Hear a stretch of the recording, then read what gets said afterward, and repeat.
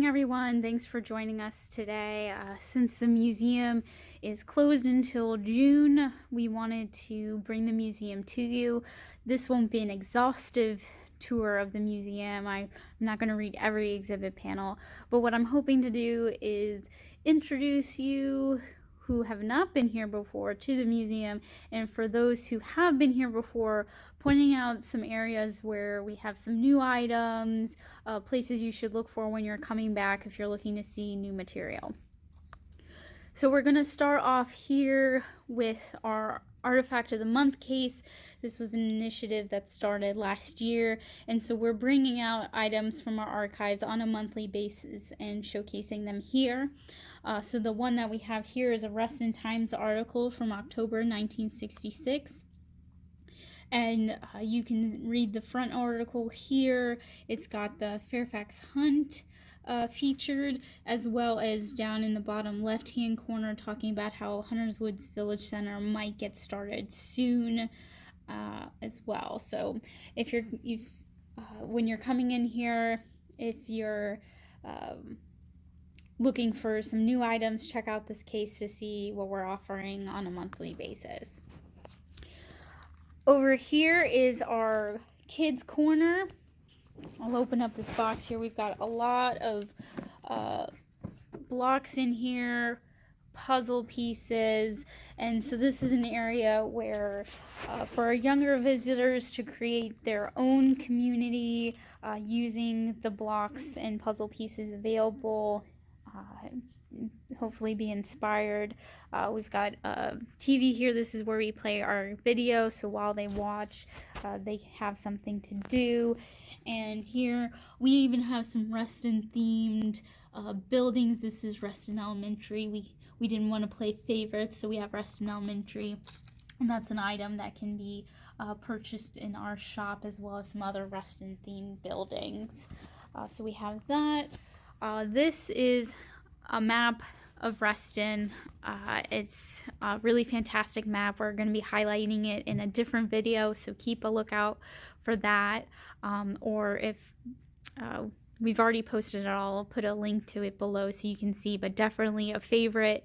It was created in the 80s, and so it's great to see how Reston has changed over the years. One exhibit panel I am going to focus on is this Restonian panel, which highlights the Reston community. Last year, we added some new faces to this exhibit panel. If you recognize anybody, please comment below about who you recognize here on the exhibit panel. We've got Restonians who have been here since the very beginning, but also newer Restonians as well. And also, in addition to updating the panel with new faces, we've added this booklet here so that if you don't know who the Restonians are, you can learn about them. And I'll just open this up so you can see. It just gives everybody's name and then briefly talks about who they are and what contributions they have made to the Reston community. I'm gonna pan over here. This is our gift shop. Sometimes we do use the walls in the gift shop as an area for exhibits. We don't have a specific exhibit going on right now, but if you look over here, we do have two images on the wall. These are prints of photographs by Charlotte Geary. You can buy them in our shop and online as well, so you can see these images as well. So this is Lake Ann Plaza. This is Robert Simon crossing the Van Gogh Bridge. Lastly, I want to bring you to this case. This is a temporary exhibit case for us. We switch it out about quarterly. So check here for new exhibits, also utilizing artifacts that we have in our collection. And so what we have on display here are images from a promotional packet called The Reston Story. It's not dated, but it does reference, it says by 1965. So it's definitely sometime between 1961 and 1965 that these images in the packet were created. And the whole point of that promotional piece is to talk about what Reston's going to look like and provide for 75,000 people by 1980. We've digitize this packet. I'll provide a link. You can read the entire booklet online to see what everything they were planning for, Simon and his team. But these images do demonstrate very clearly the vision for Reston. So we'll start off with this image, and I apologize for the glare here. This is Lake Ann Plaza, a conceptual drawing, and it's pretty close to accurate in terms of, where Heron House, the high-rise is, the shape of the plaza, the lake, very close to accurate here. Down here is a wonderful image. You very much get the sense of live, work, and play here. So we've got housing right by a trail near a tennis court. This man in the lower bottom right-hand corner, he's wearing a suit with a briefcase. And you almost get the sense that he's walking home from work, maybe. And so this idea of live, work, and play is very much featured here. The unique architecture of Reston as well.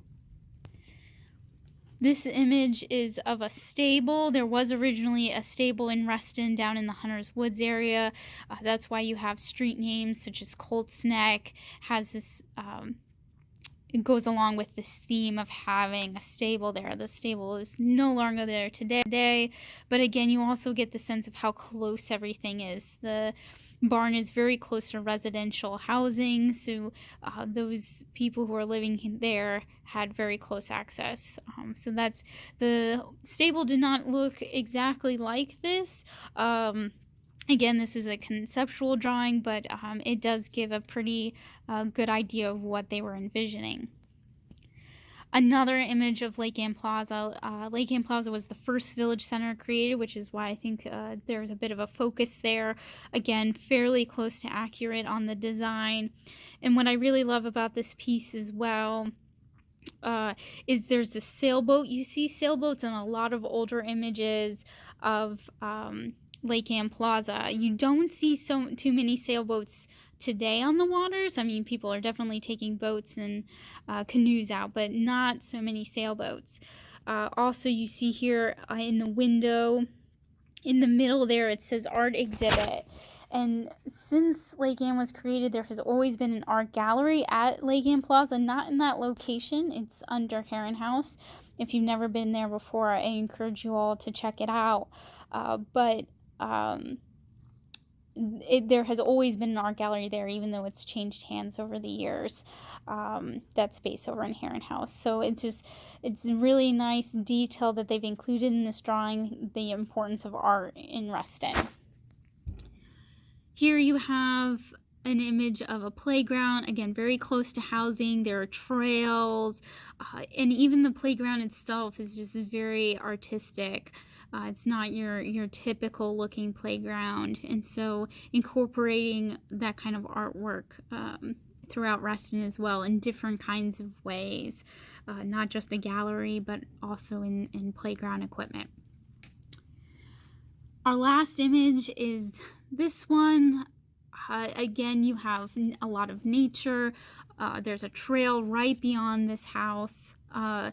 This would probably be a townhouse. Again, that the townhouse and the amount of condos and high-rises in a rural area in the 1960s, as Reston, Virginia was at the time, was a bit unique. Also, just love the detail here. You get a feel definitely that this is 1960s with the fashion and even the tableware there. And so that is the images from the Reston story. So again, I'll provide a link to the promotional packet so you can read it in more depth. These images are just really fantastic and give an idea of what Simon and his team were planning for Reston. So again, what I didn't cover today are our exhibit panels. So if you'd like to read those, I hope you come and visit us when we're able to reopen. Thank you again for joining us, and we'll see you next week.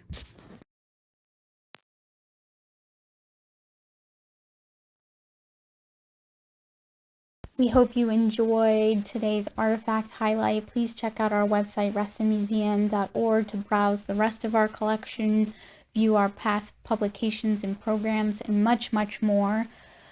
Please also consider making a donation at restonmuseum.org/donation to support our mission of preserving and sharing Reston's history. Again, please let us know what you would like to see in the upcoming weeks, and join us next Monday for new content.